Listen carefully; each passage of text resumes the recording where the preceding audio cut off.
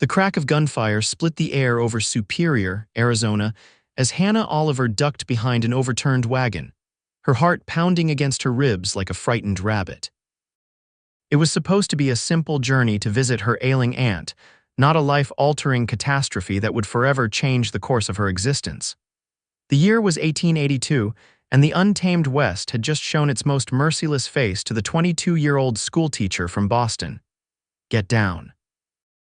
A deep voice bellowed as another bullet splintered the wooden side of the wagon mere inches from her face. Hannah pressed herself against the dirt, the fine silk of her traveling dress already torn and soiled beyond repair. The stagecoach robbery had happened so quickly. One moment they were traveling peacefully along the dusty road toward Superior, and the next, masked men on horseback surrounded them, guns drawn and faces obscured. When the driver had tried to outrun them, the bandits opened fire. The coach had careened off the trail, throwing its passengers violently before crashing. Now, as Hannah huddled in terror, she could hear the moans of the injured around her and the thundering hoofbeats as the robbers closed in. "Give us the strong box," one of the bandits shouted. The driver, bleeding from his shoulder, stubbornly refused. "Ain't givin' you nothin'," another shot rang out. Hannah screamed as the driver collapsed. She tried to crawl away, desperately seeking better shelter when a terrible pain exploded through her lower back. The world tilted strangely, colors blurring and sounds distorting as she realized with horror that she'd been shot. Miss, can you hear me?"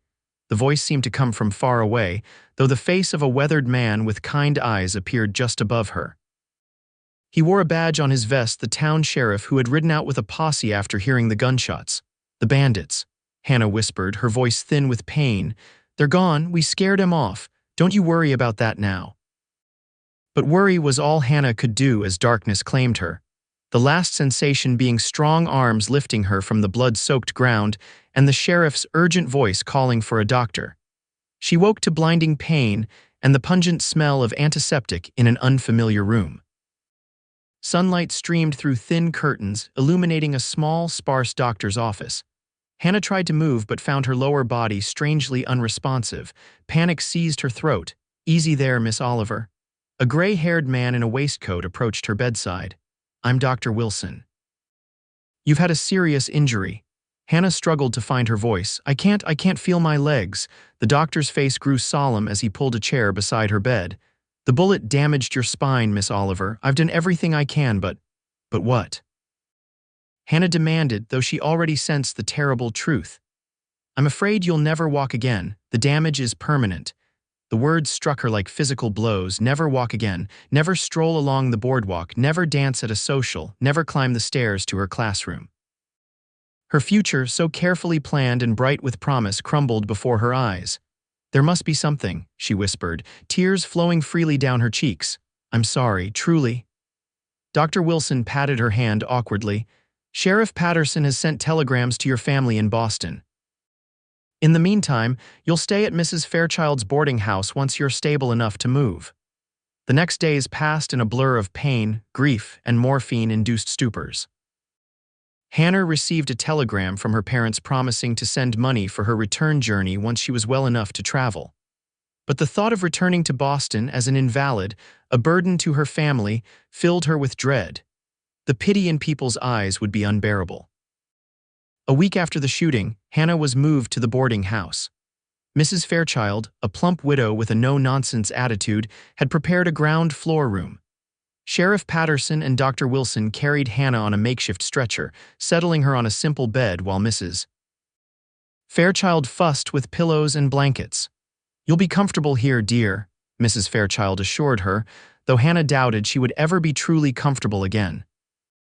That evening, as Hannah stared blankly at the ceiling, counting the water stains and trying to ignore the strange emptiness where sensation in her legs should be, a commotion outside her window caught her attention.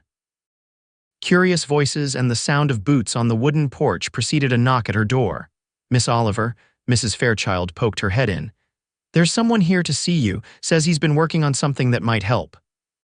Before Hannah could protest that she wasn't receiving visitors, a tall man ducked through the doorway. He removed his worn cowboy hat, revealing sun-bleached brown hair and startlingly blue eyes that met hers directly, without a trace of the pity she'd come to despise. "Evening, Miss Oliver." "Name's Ethan Royce." His voice was deep and steady with a hint of a southern drawl. "I heard about what happened, thought maybe I could be of some assistance." Hannah studied him warily. He was perhaps in his late 20s, his face tanned and weathered from outdoor work. His hands, when he gestured, were calloused and strong. "Unless you're a miracle worker, Mr. Royce, I don't see how you could help." The bitterness in her voice surprised even her. Rather than being offended, a slight smile crossed his face. "No miracles, madam, just good craftsmanship." He stepped aside to reveal what appeared to be a wooden chair behind him, except this chair had large wheels attached to its sides.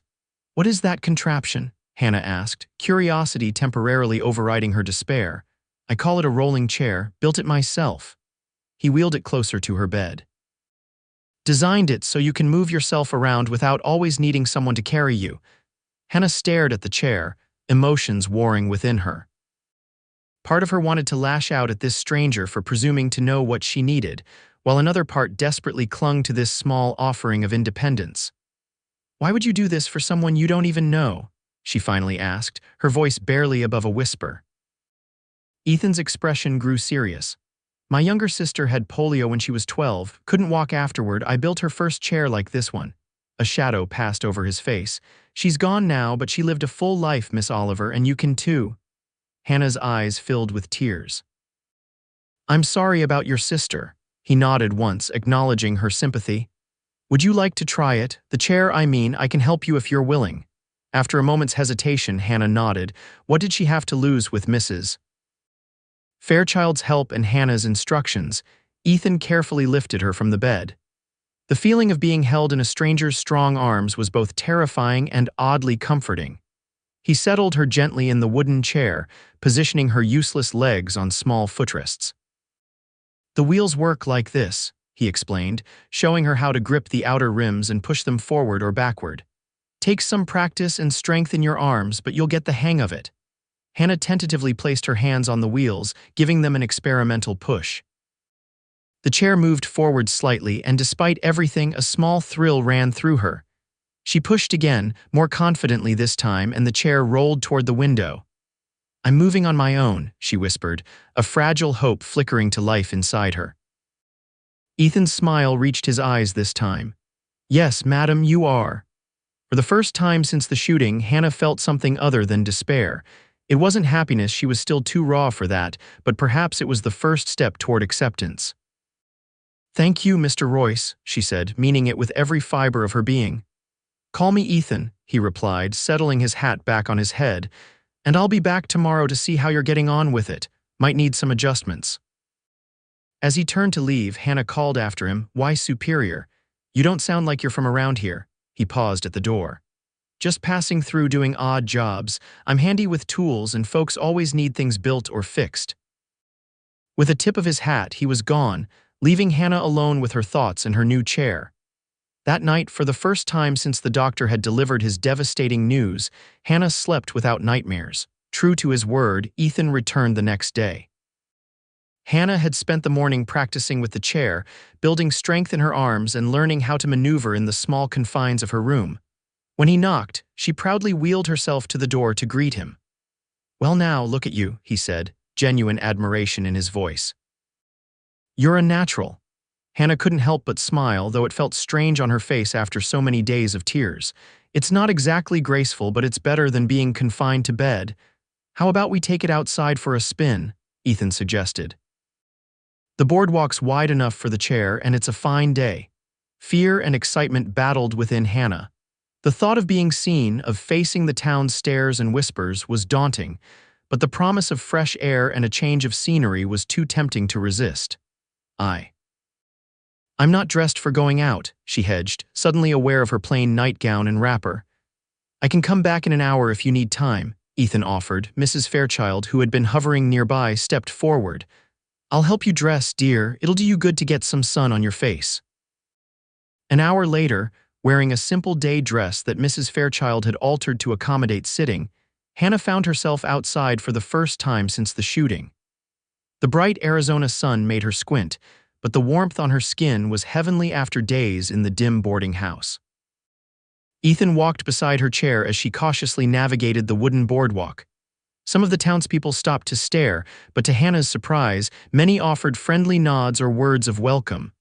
"Folks here aren't so bad," Ethan commented, noticing her nervous glances. "Small town like Superior, everybody knows everybody's business, but they look out for each other too." "I wouldn't know," Hannah replied. "I was only passing through when—" She trailed off, unable to finish. "Where were you headed?" Ethan asked, skillfully redirecting her thoughts. "My aunt lives about 20 miles south of here. She's been ill and my parents sent me to help care for her." Hannah laughed bitterly. "Not much use to her now, am I?" Ethan stopped walking, causing Hannah to pause as well. His blue eyes met hers directly. "Don't sell yourself short, Miss Oliver. A person's value isn't in their legs." The simple statement, delivered without sentimentality, struck Hannah deeply. Before she could respond, a young boy came running up to them, eyes wide with excitement. "Mr. Royce, Pa says the new shelves are perfect." "Ma's put all her jars on 'em and not a single one wobbled," Ethan grinned at the child. "Glad to hear it, Tommy. Tell your pa I appreciate the work." As the boy scampered off, Hannah raised an eyebrow. "Shelves, carpentry job," Ethan explained. "Been doing odd jobs around town while I'm here. Helps pay for room and board at the livery stable." They continued their journey down the main street, Ethan occasionally pointing out buildings of interest or introducing Hannah to townspeople they encountered. By the time they reached the end of the boardwalk, Hannah's arms were aching from the unaccustomed exercise, but she felt more alive than she had in days. "I should get you back," Ethan said, noticing her fatigue. "Don't want to overdo it your first time out." Hannah nodded reluctantly. "Yes, I suppose you're right, but thank you for this, for the chair, for today, for everything." Something shifted in Ethan's expression, a softening around his eyes. "You're welcome, Miss Oliver." "Hannah," she corrected him. "If I'm to call you Ethan, then you should call me Hannah." His smile was warm. "Hannah it is." In the days that followed, Ethan became a regular visitor. He made adjustments to her chair, adding a small basket for carrying items and refining the wheels to make them easier to push. He also began taking Hannah on daily excursions around Superior, gradually increasing the distance as her strength improved. 2 weeks after her arrival at the boarding house, Hannah received a letter from her aunt, Elizabeth, expressing dismay at Hannah's accident and insisting that she still come to the ranch as planned. "Your condition changes nothing," her aunt wrote. "I still need company, and you still need somewhere to stay until you decide what comes next. The ranch house has plenty of room, and I've already hired a young man to make the necessary accommodations for your chair." Hannah read the letter to Ethan during their afternoon outing to the town's small park. "Sounds like a sensible woman, your aunt," he commented. "She is," Hannah agreed. "Very practical and independent. She's run the ranch alone since my uncle died 5 years ago." She hesitated, folding the letter carefully. "The thing is, I'm not sure how I'll get there. The stagecoach obviously won't work with my condition." Ethan was silent for a moment, his expression thoughtful. "I could take you," he finally said. "Got a wagon that I could modify for your chair." "It wouldn't be the most comfortable journey, but it'd get you there." Hannah stared at him in surprise. "You do that?" he shrugged, trying to make light of the offer. "Like I said, I'm just passing through anyway, and your aunt's place isn't far out of my way." "Where exactly are you headed?" Hannah asked, realizing she knew very little about Ethan's plans or past. A shadow crossed his face. "Just drifting, really. After my sister died, there wasn't much keeping me in Tennessee." "I'm sorry," Hannah said softly. Ethan nodded once in acknowledgement. "So, what do you say? Shall I speak to your aunt about arranging transportation?" Hannah hesitated only briefly. The thought of traveling alone with Ethan would have been scandalous in Boston, but out here in the West, practical considerations often outweighed social conventions. And there was something about Ethan Royce that inspired trust. "Yes," she decided. "If you're willing, I would be very grateful." The following week was filled with preparations. Ethan modified his wagon with a secure platform for Hannah's chair and a canopy to shield her from the sun. Hannah wrote to her parents explaining her decision to continue to her aunt's ranch rather than return to Boston immediately. Their reply was filled with concern but ultimately supportive, sending additional funds for her care. The night before their departure, Mrs. Fairchild insisted on hosting a small farewell dinner. Sheriff Patterson attended, as did Dr. Wilson and a few other townspeople Hannah had met during her daily outings with Ethan. "Superior will miss you, Miss Oliver," the sheriff said, raising his glass in a toast. "You've shown remarkable courage." Hannah felt a blush warming her cheeks. "Thank you, but Mr. Royce deserves the credit. Without him and his chair, I'd still be confined to my bed." All eyes turned to Ethan, who looked distinctly uncomfortable with the attention. "Just did what needed doing," he muttered. Later, as the guests were leaving, Dr. Wilson pulled Hannah aside. "I want to be clear, Miss Oliver. While I admire your spirit, my prognosis hasn't changed. You should prepare your aunt for the reality that your condition is permanent." The doctor's words stung, puncturing the fragile bubble of optimism Hannah had been carefully nurturing. "I understand, doctor," she replied stiffly. "I don't mean to be cruel," he added, his tone softening, "but false hope can be more painful in the long run."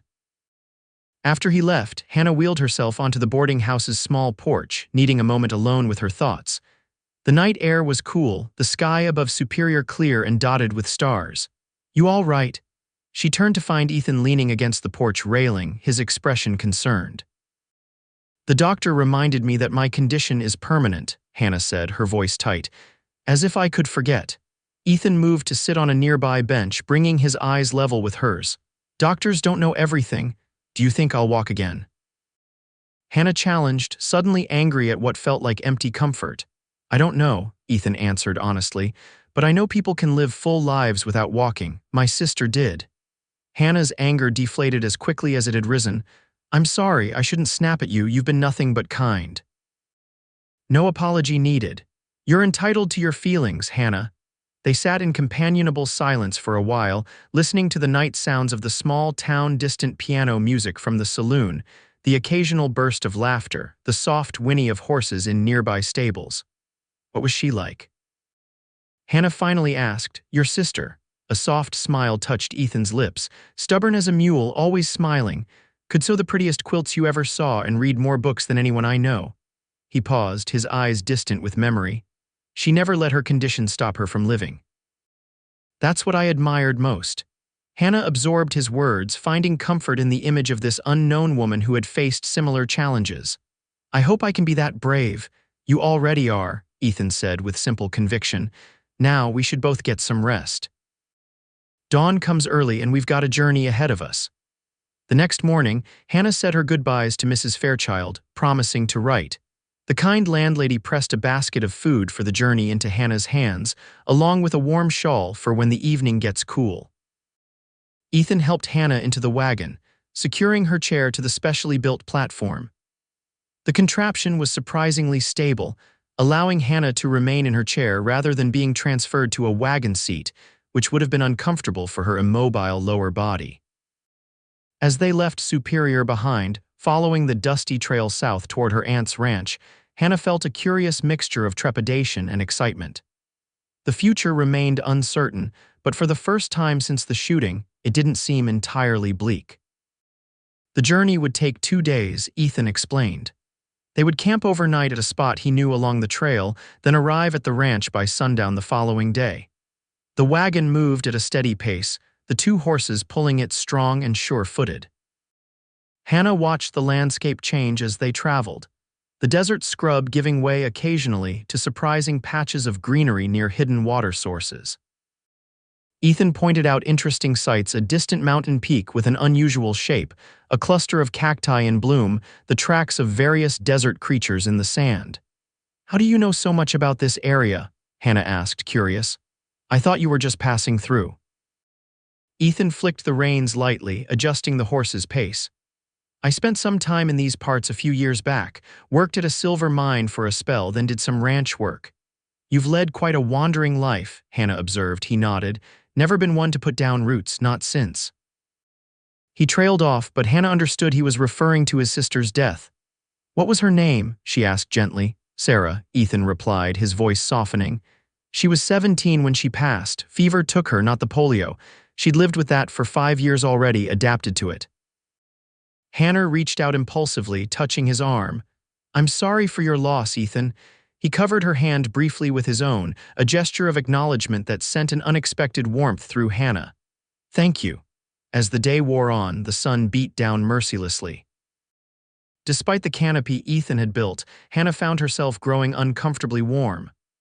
When they stopped to rest the horses at midday, Ethan helped Hannah move to a shady spot beneath a large mesquite tree. "Drink," he instructed, passing her a canteen. "Desert'll dry you out faster than you realize." Hannah sipped the water gratefully. "How much further to this campsite of yours?" "Another few hours," Ethan replied, checking the horses' harnesses. "We'll get there before sundown, have time to set up proper." "What if there are bandits?" Hannah couldn't help asking, the memory of the stagecoach robbery still fresh. Ethan patted the rifle secured to the side of the wagon. "We'll be fine." That attack was unusual for this area. Most likely they were after something specific on that stagecoach. His confidence reassured Hannah somewhat, though she still felt a flutter of anxiety at the thought of spending a night in the open wilderness. They resumed their journey, the afternoon heat gradually giving way to the cooler air of early evening. Just as the sun was beginning its descent toward the horizon, they arrived at Ethan's chosen campsite, a small, sheltered area near a trickling stream, surrounded by enough vegetation to provide both privacy and firewood. "It's lovely," Hannah said, genuinely impressed by the spot. Ethan nodded, pleased. "Used to camp here when I was working nearby, stream small but reliable, even in dry spells." He helped Hannah down from the wagon, then efficiently began setting up camp. He built a small fire, erected a simple canvas shelter for Hannah, and tended to the horses before starting to prepare a meal from their supplies. As darkness fell and the stars appeared in the vast sky above, Hannah found herself oddly content despite the primitive conditions. There was something peaceful about being away from town, with only the crackling fire and Ethan's quiet presence for company. "Coffee," he offered, holding out a tin cup. Hannah accepted gratefully, the warmth of the cup welcome against the growing chill of the desert night. "I've never camped before," she admitted. "In Boston, such activities would be considered quite improper for a young lady." Ethan smiled, the firelight casting shadows across his features. "And what brought a proper Boston lady all the way out to Arizona territory?" "My Aunt Elizabeth is my father's sister. She moved out here with her husband 20 years ago when they were newly married. He died 5 years ago, but she stayed on running their ranch."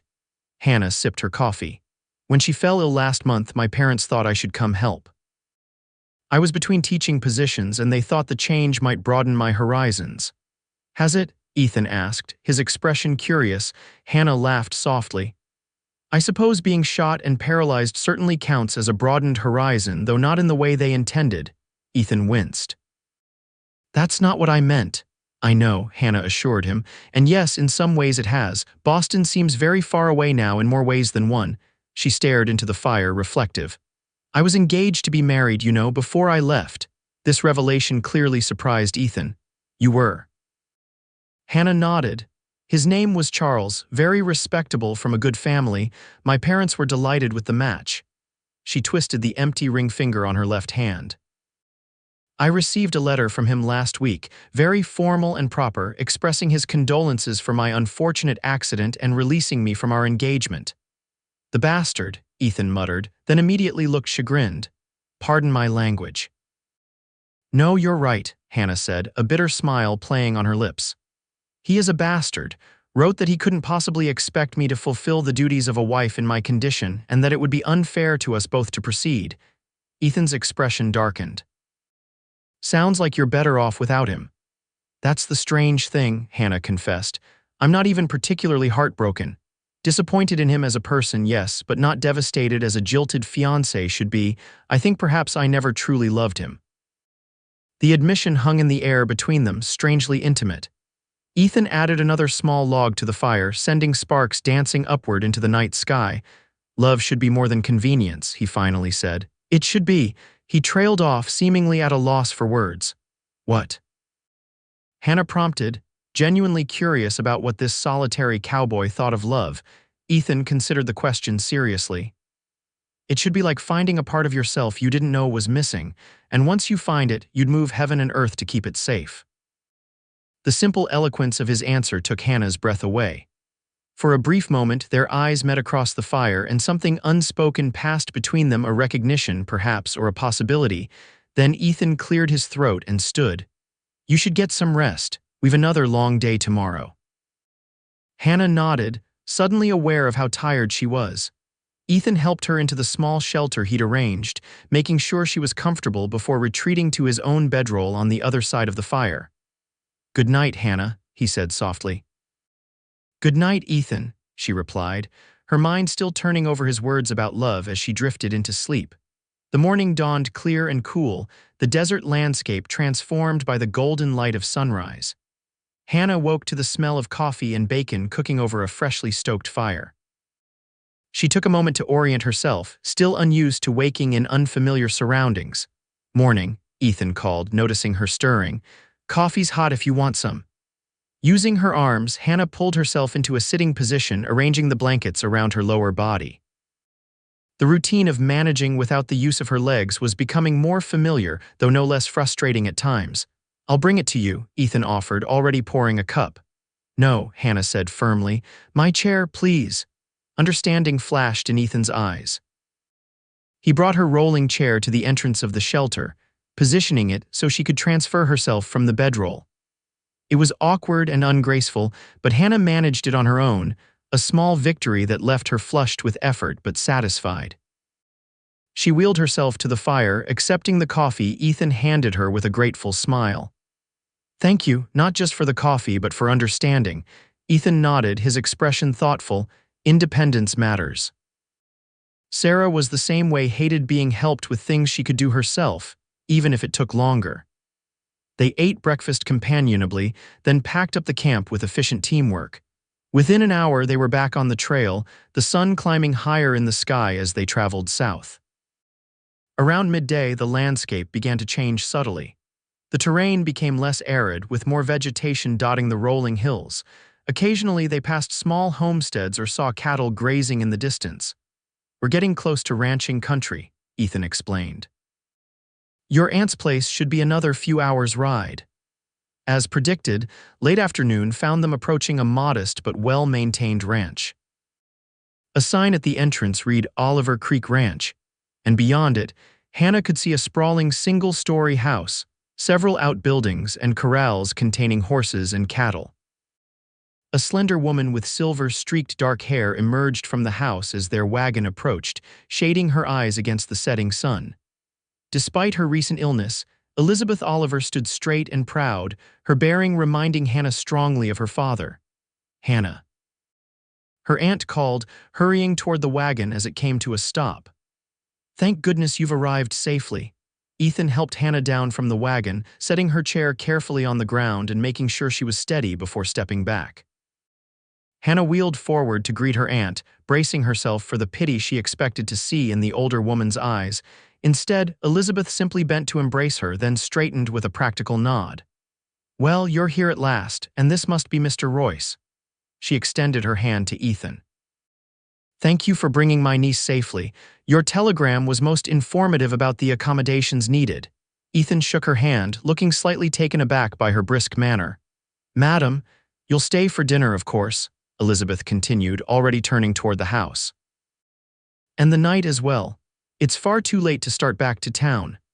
Hannah, you'll find the house has been arranged with your chair in mind, wide doorways, no thresholds to speak of, and a ramp at the back entrance." Hannah exchanged an amused glance with Ethan, charmed by her aunt's no-nonsense approach to the situation. As they followed Elizabeth to the house, Hannah noticed the ramp that had been built over the porch steps, sturdy and well constructed. "Miguel, my foreman, built it," Elizabeth explained, noticing Hannah's interest. "He's quite handy with carpentry, built it according to the specifications in your telegram, Mr. Royce." Inside, the house was indeed accessible for Hannah's chair, with wide hallways and ample space to maneuver. Her bedroom, Elizabeth showed her, had been specially prepared with a lower dresser and washstand, and even a modified desk where Hannah could write letters or read comfortably from her chair. "Aunt Elizabeth, this is." "Remarkable," Hannah said, genuinely moved by the thoughtfulness of the preparations. Her aunt waved away the praise. "Practical, that's all. Now you two must be exhausted from your journey. Wash up and we'll have dinner." Mr. Royce, Miguel will show you where you can refresh yourself.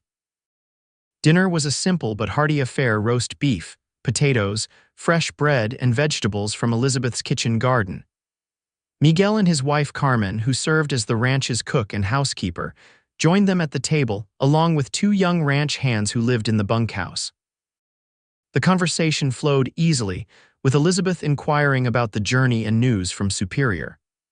Hannah found herself relaxing in the warm, accepting atmosphere, occasionally catching Ethan's eye across the table and sharing a smile.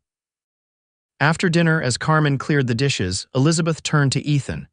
"Mr. Royce, Miguel tells me you're quite skilled with woodworking." Ethan shrugged modestly. "I get by." "Don't be humble, Ethan," Hannah interjected. "His craftsmanship is excellent." "You should see the chair he built for me." Elizabeth nodded thoughtfully. "As it happens, we're in need of someone with your skills. The ranch is expanding, and we need additional structures built: storage sheds, expanded corrals, and modifications to make more of the outbuildings accessible for Hannah." Ethan looked surprised.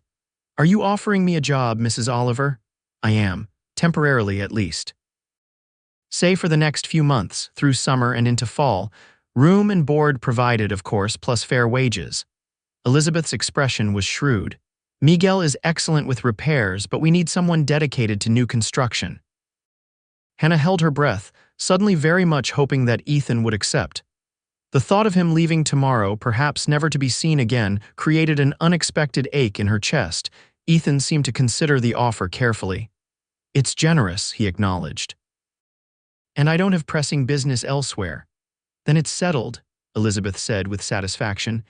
"You can start tomorrow by building a proper ramp for the front porch.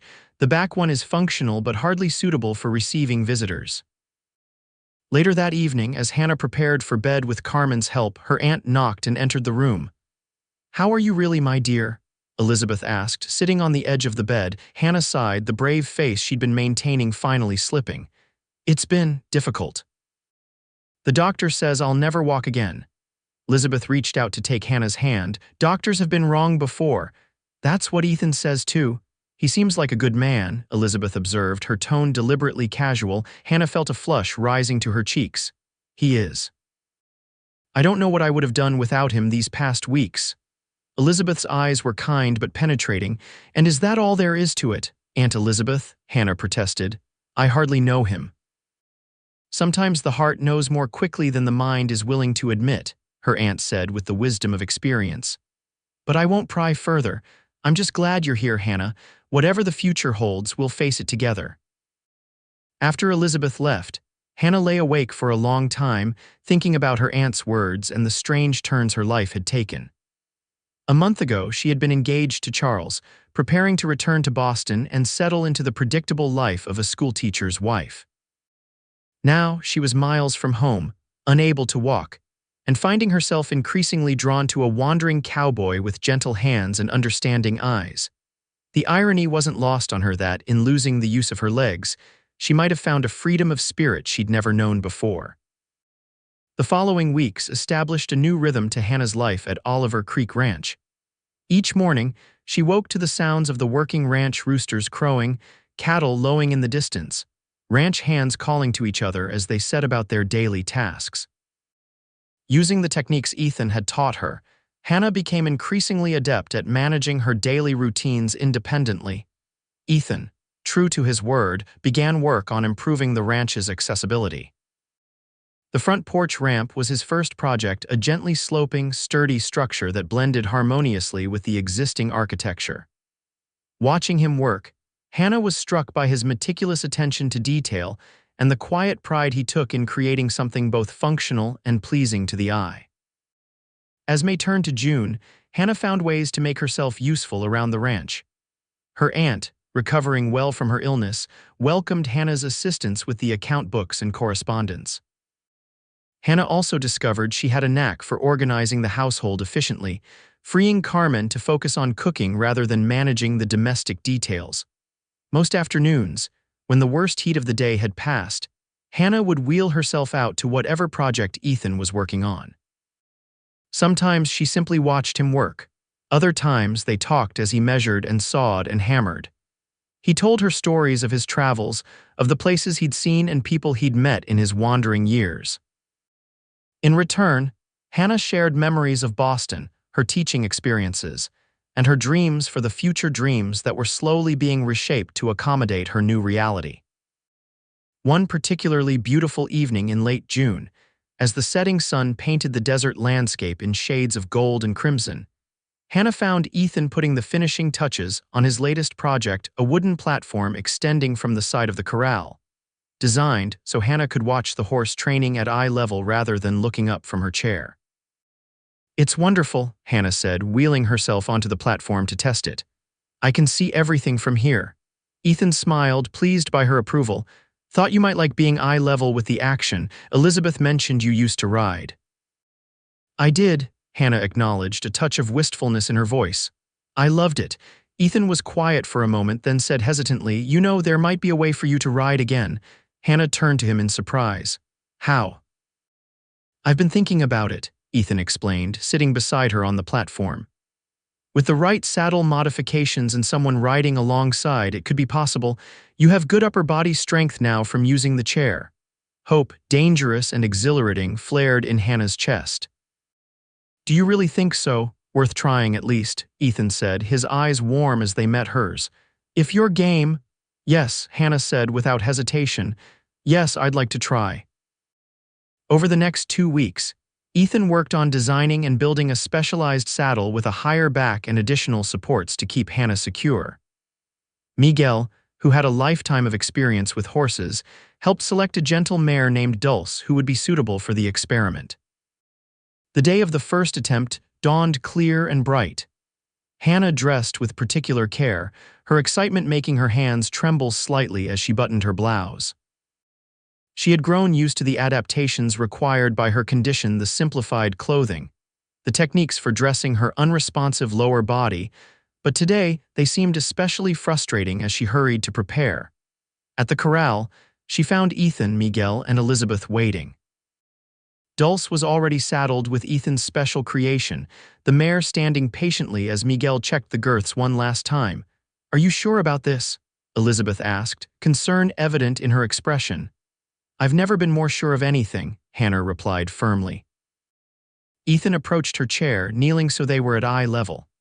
"Remember what we discussed. I'll be right beside you the whole time. If anything feels wrong, just say the word and we'll stop immediately."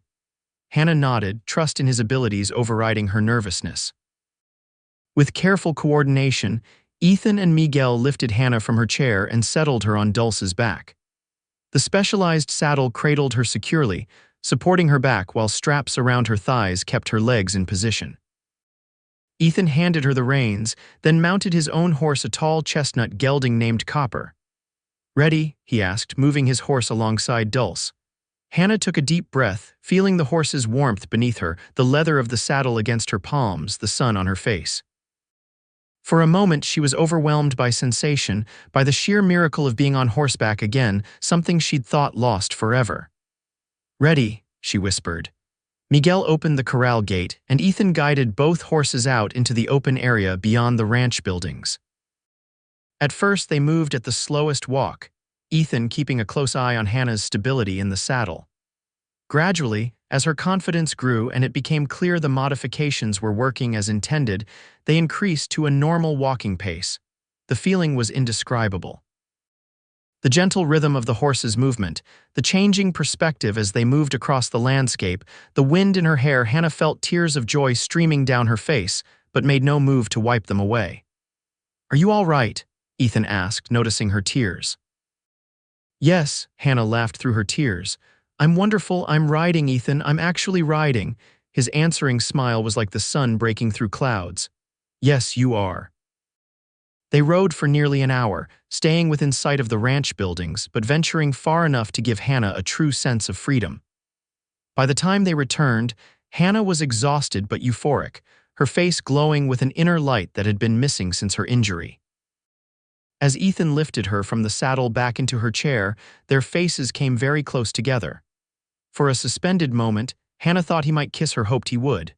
But he simply settled her carefully in her chair, his hands lingering perhaps a moment longer than necessary on her shoulders. Thank you, she said, trying to infuse the simple words with the depth of her gratitude. Ethan's eyes were soft as they met hers. You're welcome, Hannah. That night, as Hannah lay in bed reviewing the day's triumph, she finally admitted to herself what she'd been feeling for weeks. She was falling in love with Ethan Royce, his kindness, his quiet strength, his ability to see possibilities where others saw only limitations. The realization was both thrilling and terrifying. He had given no clear indication that he felt the same, and even if he did, what future could there be for a paralyzed woman and a wandering cowboy? Yet the seed of hope that had been planted the day Ethan first brought her the rolling chair had grown stronger roots than she'd realized. Perhaps there could be a life for her after all, different from what she'd envisioned in Boston, but no less meaningful. July brought scorching heat to the Arizona territory, forcing most ranch work to the early morning and late afternoon hours. Hannah and Elizabeth retreated to the relative coolness of the house during midday, while the ranch hands, including Ethan, sought whatever shade was available for their rest periods. One particularly hot afternoon, as Hannah was helping her aunt sort through old correspondence, Elizabeth broached a subject that had clearly been on her mind. You care for him, don't you? She asked without preamble. Hannah didn't pretend to misunderstand. Is it that obvious? Elizabeth smiled gently. Only to someone who knows what to look for, the way your face lights up when he enters a room, the way you find reasons to be wherever he's working.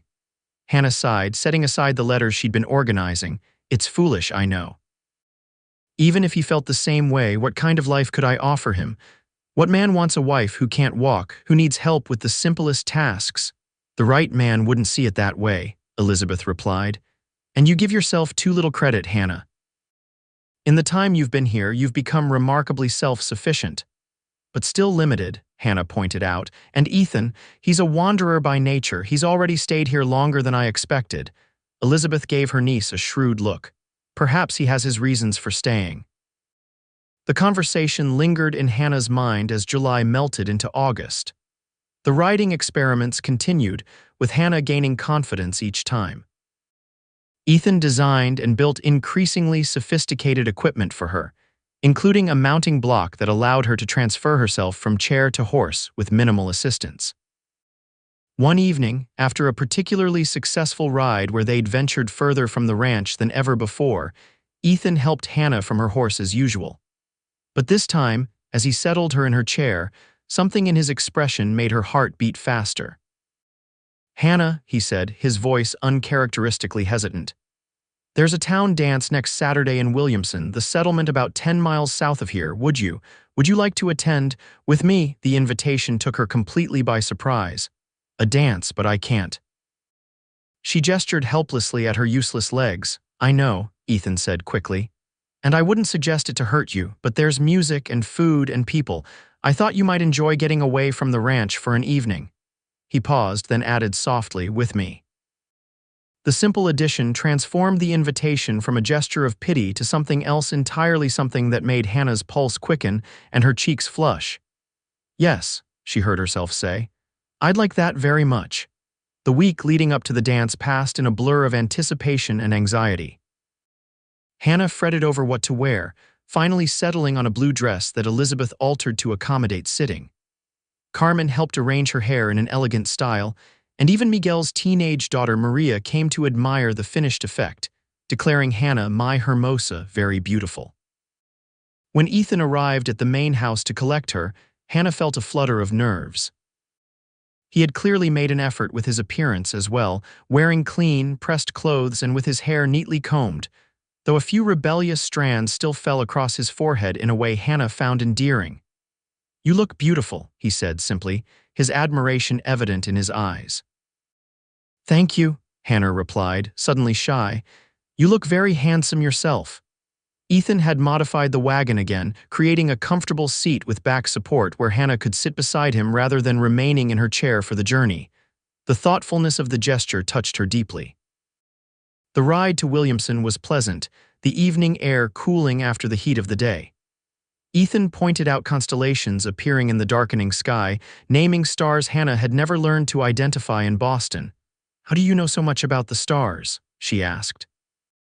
Useful for navigation when you're traveling alone, Ethan explained. "And on nights when you can't sleep, they're good company." The wistfulness in his tone made Hannah wonder how many lonely nights he'd spent under these same stars, with only his thoughts for companionship. Williamson proved to be a small but lively settlement, and the dance was being held in a large barn on the outskirts of town. Lanterns hung from rafters cast a warm glow over the proceedings, and a small band played cheerful tunes as couples whirled around the cleared floor. Ethan found a good spot for Hannah's chair along one wall where she could see everything without being in the way of the dancers. He fetched punch for both of them, then sat beside her, tapping his foot in time to the music. "It's wonderful," Hannah said, genuinely enjoying the spectacle. The colorful dresses of the women, the laughter and conversation, the energy of the music all created an atmosphere of simple joy that was infectious. Several people came to greet Ethan, clearly knowing him from his previous time in the area. He introduced Hannah to each of them, his hand resting protectively on the back of her chair. No one showed pity or awkwardness about her condition, accepting her presence with the straightforward friendliness Hannah had come to associate with the frontier. As the evening progressed, a slow melody began. The dance floor cleared somewhat as only couples remained, moving in gentle circles to the wistful tune. "Would you like to dance?" Ethan asked suddenly. Hannah stared at him in confusion. "I don't understand." Without replying, Ethan moved in front of her chair and knelt. "May I?" he asked, his hands hovering near her waist. Still bewildered but trusting him implicitly, Hannah nodded. With careful strength, Ethan lifted her from the chair and into his arms.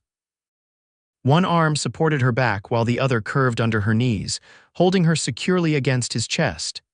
Then, to Hannah's astonishment, he began to move, carrying her in a slow circle in perfect time to the music. They were dancing, Ethan's strong arms substituting for her useless legs, his body providing the mobility hers lacked. Tears welled in Hannah's eyes as she wrapped her arms around his neck for balance, overwhelmed by the moment. Around them, other couples continued their own dances, a few smiling approvingly at the pair but most simply accepting the unusual sight as part of the evening's enjoyment. "Is this all right?" Ethan asked softly, his breath warm against her hair. "It's perfect," Hannah whispered, resting her head against his shoulder as they continued their slow revolution. They danced 3 more songs this way before Ethan carefully returned Hannah to her chair, his own breathing slightly labored from the exertion of carrying her for so long. "Thank you," Hannah said, reaching for his hand. I don't have words," Ethan's fingers entwined with hers. "You deserve to dance." The simple statement, delivered with such sincerity, broke something open in Hannah's heart. The careful wall she'd built around her deepest feelings crumbled, leaving her vulnerable but strangely liberated. The ride back to the ranch was quiet, both of them wrapped in their own thoughts. When they arrived, Ethan helped Hannah back into her chair, then walked her to the porch where the ramp he'd built months earlier waited. "I had a wonderful evening," Hannah said, pausing at the bottom of the ramp. "So did I," Ethan replied, standing beside her chair. In the silver moonlight, his features were cast in gentle shadows, his eyes dark and unreadable. "Ethan," Hannah began, gathering her courage, "I need to tell you something." He knelt beside her chair, bringing their faces level. "What is it?" "I've fallen in love with you," Hannah said simply. "I don't expect anything from you. I know my condition complicates everything. But after tonight, I couldn't keep pretending that my feelings are merely friendship or gratitude." For a long moment, Ethan was silent, his expression inscrutable. Then slowly, a smile spread across his face, a smile of such joy and tenderness that it took Hannah's breath away. "Hannah Oliver," he said, his voice thick with emotion. "I've been in love with you since the day you first pushed that chair across Mrs. Fairchild's parlor floor, determined to move yourself even when the doctor said you never would again." He reached out, cupping her face gently in his calloused hands. "Your condition doesn't complicate anything for me. It's just a part of who you are, like your courage, your intelligence, your beautiful heart." Then he leaned forward and kissed her, a tender meeting of lips that quickly deepened into something more passionate as Hannah's hands came up to tangle in his hair. When they finally parted, both were breathless. "I never thought I'd find love again after what happened," Hannah admitted. "I thought no man would want me this way." I want you exactly as you are, Ethan said firmly. Never doubt that. As summer turned to fall, Hannah and Ethan's love blossomed openly. Elizabeth, watching her niece's happiness grow, couldn't help but approve of the match, though she privately worried about the practicalities of their future together. Have you thought about what comes next? She asked Hannah one morning as they worked together in the kitchen garden, Hannah using the specialized tools Ethan had created that allowed her to tend plants from her chair. You mean with Ethan? Hannah clarified, setting aside a basket of freshly harvested tomatoes.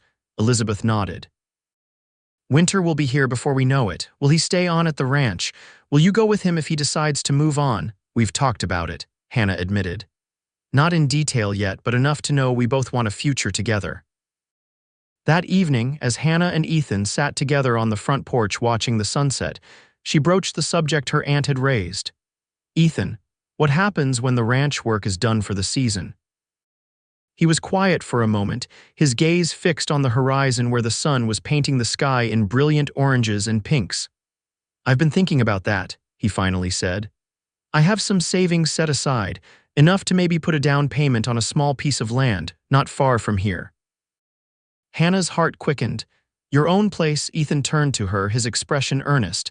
Our own place, Hannah, if you'll have me. Are you asking me to marry you? Hannah whispered, hardly daring to believe what she was hearing. I am, Ethan confirmed, reaching into his pocket to produce a small, simple ring. It's not fancy, just silver from the mine I worked at years ago, had it made in town last week. It's beautiful, Hannah breathed as he slipped it onto her finger. Is that a yes? Ethan asked, a hint of anxiety creeping into his voice. Hannah laughed, joy bubbling up inside her like a spring. Yes, of course it's yes. Elizabeth was delighted by the news, immediately offering to host the wedding at the ranch. Before the winter sets in, she insisted. No sense in waiting. The following weeks were a whirlwind of preparations. Ethan, with Miguel's help, found a promising property about 5 miles from Oliver Creek Ranch, 15 acres with a small cabin that needed work but had good potential, and access to a year-round stream. The previous owner had died, and his widow, moving back east to live with her daughter, was eager to sell. Meanwhile, word of the engagement spread through the nearby communities. To Hannah's surprise, a package arrived from Superior, a handmade quilt from Mrs. Fairchild with a note expressing her joy at hearing the news.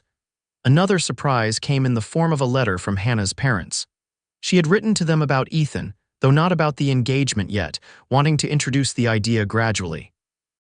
Their response was cautiously supportive, expressing a desire to meet the man who had become so important to their daughter. I should tell them about the wedding, Hannah said to Ethan as they reviewed the guest list one evening. They won't be able to come on such short notice, but they should know. Ethan agreed, though Hannah could sense his nervousness at the prospect of eventually meeting her Boston family. Do you think they'll approve? He asked, a wandering cowboy with no pedigree to speak of. Hannah touched his cheek tenderly. They'll approve of the man who brought joy back into my life when I thought it was over. The wedding was set for mid-October, when the worst heat of summer had passed, but before the unpredictable winter weather arrived. Hannah's dress, a simple but elegant creation sewn by Carmen and Maria, was designed for sitting, with special attention to the details that would be visible above the waist. Ethan, meanwhile, had been working on a special project, keeping the details secret from Hannah despite her curiosity. A wedding gift, was all he would say, his eyes twinkling with mischief whenever she tried to guess what it might be. On the morning of the wedding, Hannah woke to clear blue skies and a sense of peaceful certainty. This was right. Ethan was right in a way nothing in her previous life had ever been. Even the loss of her legs, devastating as it had been, now seemed like a necessary step on the path that had brought her here, to this day, to this love. Elizabeth helped her dress, arranging Hannah's hair in an elegant style adorned with small wildflowers that Maria had gathered at dawn. You look radiant, her aunt said, stepping back to admire the effect. I feel it, Hannah replied honestly. I never imagined being this happy again after the accident. The ceremony was simple but meaningful, held in the front yard of the ranch house where Ethan had built his first ramp. The local minister officiated, and the guests' ranch hands, neighbors, and friends from nearby settlements gathered in a semicircle around the couple. Ethan, handsome in a new suit, waited at the makeshift altar as Miguel pushed Hannah's chair down the aisle they had created. The expression on Ethan's face when he first saw her pure love and wonder was something Hannah knew she would remember all her days. The vows they exchanged were traditional but heartfelt, each word invested with the depth of their journey together. When the minister pronounced them husband and wife, Ethan knelt to kiss his bride, and the assembled guests erupted in cheers. The celebration afterward was joyous food and drink flowing freely, music provided by local musicians, dancing and laughter continuing well into the evening. Hannah, watching from her place of honor, felt surrounded by a community that had accepted her fully, wheelchair and all. As twilight approached, Ethan came to her side. "Ready for your wedding gift?" he asked, an excited gleam in his eye. Hannah nodded eagerly. "I've been dying of curiosity for weeks." Ethan disappeared briefly, then returned leading a horse not Dulce, whom Hannah had been riding, but a new mount she didn't recognize.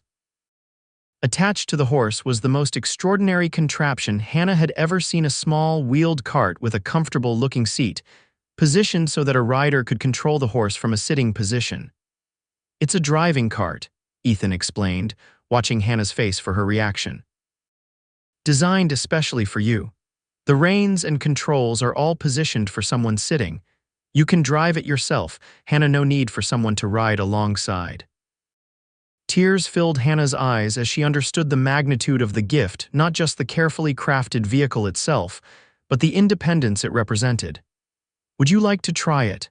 Ethan asked, offering his hand. With the guests watching in curious anticipation, Ethan helped Hannah from her chair and into the cart's specially designed seat. He showed her how the controls worked, the adjustments he'd made to standard driving equipment to accommodate her condition. "Go on," he encouraged, stepping back. "Take her for a spin." With trembling hands, Hannah took the reins. The horse, well-trained and responsive, moved forward at her command. Slowly at first, then with growing confidence, Hannah guided the cart in a wide circle around the yard, the wedding guests applauding as she demonstrated her newfound independence. When she returned to where Ethan waited, her face was alight with joy. "It's perfect," she said, her voice thick with emotion. "Absolutely perfect. Just like you," Ethan replied, helping her down from the cart and back into her chair. "Mrs. Royce." The name, her new name, sent a thrill through Hannah. As the celebration continued around them, she and Ethan shared a moment of quiet communion, both marveling at the unlikely path that had brought them together. "I never thought I'd be grateful for being shot," Hannah said softly, "but if it hadn't happened, I would never have met you." Ethan took her hand, his expression serious. "I'd rather you'd never been hurt, but I'm thankful every day that our paths crossed, whatever the circumstances." The newlyweds spent their first night together in the cabin on their new property. Ethan had been working feverishly to make it habitable, focusing particularly on accessibility. The result was humble but homely, with wide doorways, smooth floors, and a bedroom arranged so Hannah could move easily from chair to bed. In the privacy of their new home, they discovered each other fully for the first time. Hannah had worried about this moment, about the limitations of her body, about Ethan's reaction to her paralysis in its most intimate context, but her fears proved groundless. Ethan's love and desire for her were undiminished by her condition, his hands and lips mapping every inch of her with equal reverence. Together, they found ways to give and receive pleasure that transcended physical limitations, creating a union as fulfilling emotionally as it was physically. Afterward, lying in Ethan's arms as moonlight filtered through the cabin's small windows, Hannah felt a sense of completion she had never known before, as if the scattered pieces of herself, broken apart by the shooting, had finally been gathered and reformed into something new and stronger. Happy. Ethan murmured against her hair. "Beyond words," Hannah replied truthfully. "I love you, Ethan Royce." "And I love you, Hannah Royce," he answered, the new name still sounding wonderfully strange and right to both their ears. The winter of 1882-1883 was a season of building not just the physical improvements to their small homestead, but the foundations of their life together. Ethan continued to craft innovations for Hannah's comfort and independence, while Hannah put her organizational skills and education to work planning for the future of their property. They decided to focus on breeding and training horses, with Hannah's driving cart serving as both practical transportation and advertisement for their specialized skills. Ethan's experience with carpentry and Hannah's gift for teaching would allow them to offer unique services to the community, custom equipment for those with physical limitations, and instruction in its use. Spring brought new life to the land and new opportunities for the Royces.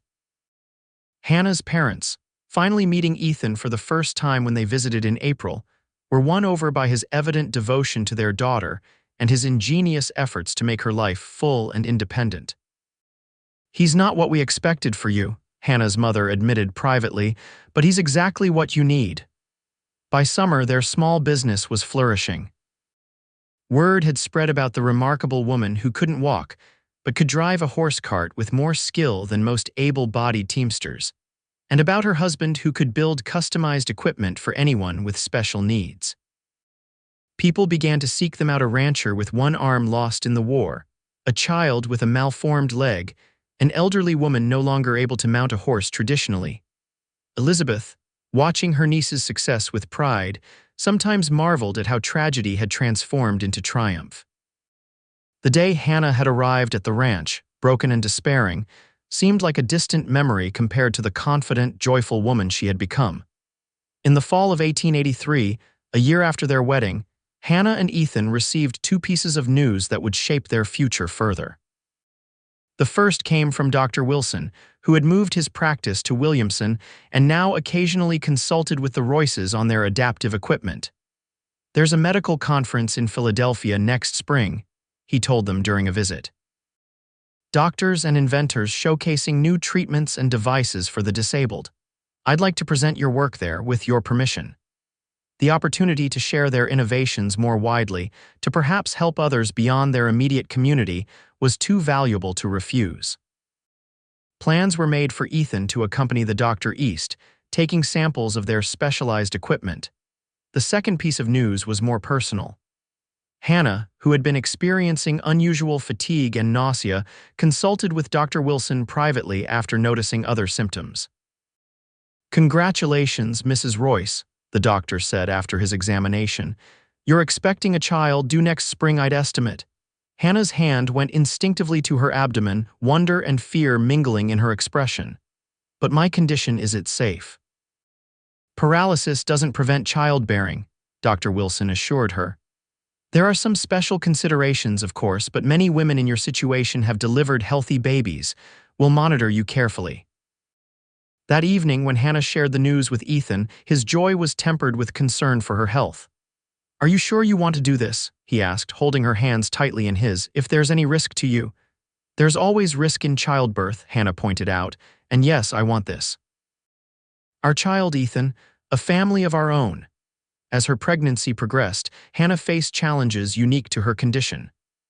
Unable to feel the baby's movements in her lower body, she relied on Ethan's hands on her growing belly to share in the experience of their child's development.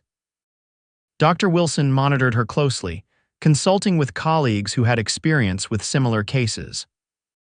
The winter passed with Ethan dividing his time between preparing for the medical conference and creating adaptations for Hannah's approaching motherhood: a specially designed cradle that could be positioned at chair height, modifications to their home to allow Hannah to navigate with an infant in her arms. Spring 1884 arrived with its promise of renewal. Ethan departed for Philadelphia reluctantly, torn between the opportunity to share their work more widely and his concern for Hannah in the final stage of her pregnancy. "I'll be fine," Hannah assured him, kissing him goodbye. "Elizabeth will stay with me until you return. The baby isn't due for 3 more weeks." But as often happens with carefully laid plans, life had its own timetable. Just 5 days after Ethan's departure, Hannah went into labor. Elizabeth, true to her word, was by her niece's side, sending Miguel racing to Williamson to fetch Dr. Wilson. The labor was long and complicated by Hannah's inability to feel the contractions in the normal way. Dr. Wilson, arriving in the early afternoon, monitored mother and child carefully, providing guidance when Hannah needed to push based on his observations rather than her own sensations. After 8 grueling hours, as the sun was setting over the Arizona hills, Hannah gave birth to a son, a robust, healthy boy with a shock of dark hair and his father's blue eyes. "He's perfect," Hannah whispered, cradling the infant against her chest. "Absolutely perfect." Elizabeth, tears in her eyes, squeezed her niece's shoulder. "What will you name him?" Hannah looked down at her son's tiny face. "Thomas," she decided. "Thomas Ethan Royce."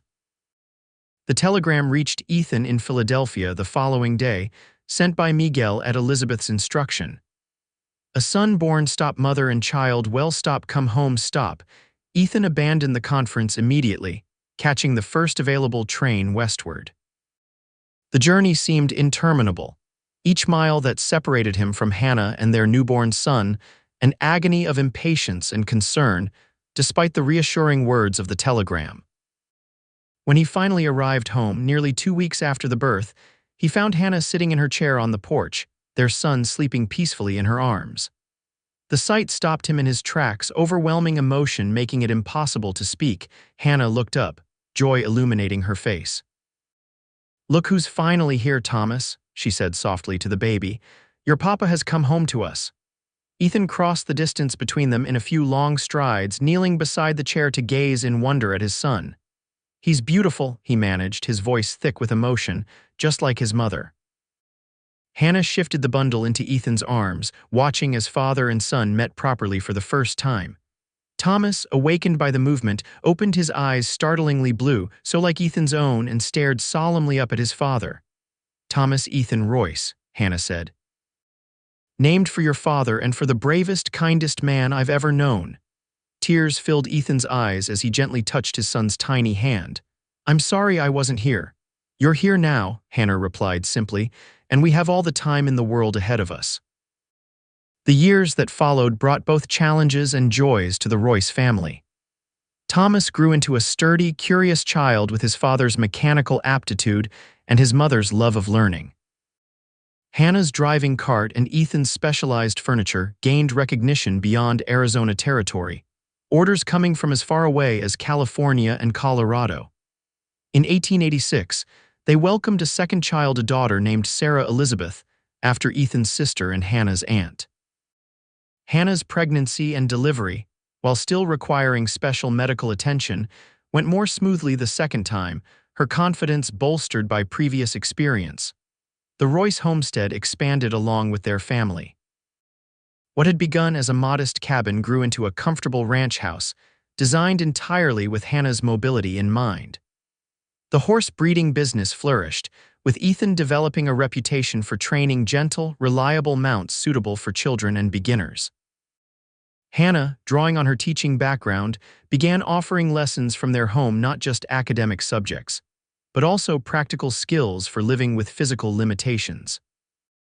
Children and adults with various disabilities traveled from surrounding communities to learn from the woman who had refused to let paralysis define her existence. Through it all, Ethan remained Hannah's steadfast partner, continuing to devise new ways to enhance her independence. When Thomas was old enough to understand, he too began contributing ideas, his child's perspective often providing insights the adults had overlooked. "Mama, why can't your chair go faster?" 7-year-old Thomas asked one day, watching Hannah struggle across a patch of sandy ground. The innocent question led to Ethan and Thomas collaboratively designing larger, lighter wheels with better traction and improvement that not only helped Hannah, but was subsequently incorporated into chairs built for other clients.